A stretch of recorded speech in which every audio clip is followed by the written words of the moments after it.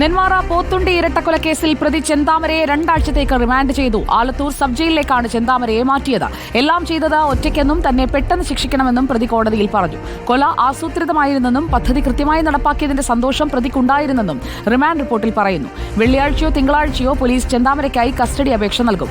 തെളിവെടുപ്പിന്റെ ഭാഗമായി ചെന്താമരയുടെ സാന്നിധ്യത്തിൽ പോലീസ് കൊലപാതകം പുനരാവിഷ്കരിക്കും. ഇക്ബാൽ അറക്കൽ ചേരുന്നു. ഇക്ബാൽ അറക്കൽ, ചെന്താമരയെ കോടതിയിൽ ഹാജരാക്കി റിമാൻഡ് ചെയ്തിരിക്കുകയാണ്. എന്തൊക്കെയാണ് ഇന്ന് നടന്നത്?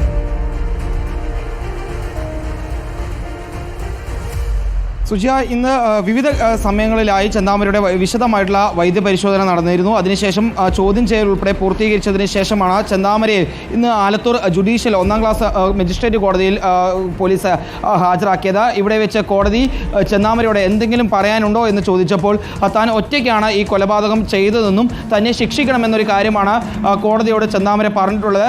മാത്രമല്ല, തനിക്ക് കോടതിയോട് ചില കാര്യങ്ങൾ ബോധിപ്പിക്കാനുണ്ട് എന്ന് ചെന്താമര പറഞ്ഞപ്പോൾ അത് കോടതി പിന്നീടായിരിക്കും ഈ കാര്യങ്ങൾ പരിഗണിക്കുക എന്നാണ് നിലവിൽ പോലീസ് ഉൾപ്പെടെ മനസ്സിലാക്കുന്നത്. ഏതായാലും നിലവിൽ പോലീസ് കൃത്യമായി തന്നെ റിമാൻഡ് റിപ്പോർട്ട് ഈ കോടതിയിൽ സമർപ്പിച്ചിരുന്നു. ഈ റിമാൻഡ് റിപ്പോർട്ടിൽ പറയുന്നത് കൊലപാതകം കൃത്യമായി തന്നെ ആസൂത്രണം ചെയ്താണ് ചെന്താമര നടപ്പാക്കിയത്. മാത്രമല്ല, സുധാകരനെയും അമ്മ ലക്ഷ്മിയെയും കൊലപ്പെടുത്തിയതിൽ ചെന്താമരയ്ക്ക് സന്തോഷമുണ്ടായിരുന്നു. അതുകൊണ്ടാണ് ചെന്താമരയ്ക്ക് യാതൊരു രീതിയിലുള്ള കുറ്റബോധവും ഉണ്ടാവാത്തതെന്നാണ് പോലീസ് പറയുന്നത്. മാത്രമല്ല, ഇയാളെ ഒരിക്കലും പുറത്തു വിടരുത് എന്ന് പോലീസ് കോടതിയിൽ ആവശ്യപ്പെട്ടിട്ടുണ്ട്. കാരണം അയൽവാസികൾക്ക് ഭീഷണിയുണ്ട്. മാത്രമല്ല, സുധാകരൻ്റെ കുടുംബത്തോട് ഇയാൾക്ക് വലിയ രീതിയിൽ വൈരാഗ്യമുണ്ട്. സുധാകരൻ്റെ പെൺമക്കൾ പുറത്താണ് ഉള്ളത്.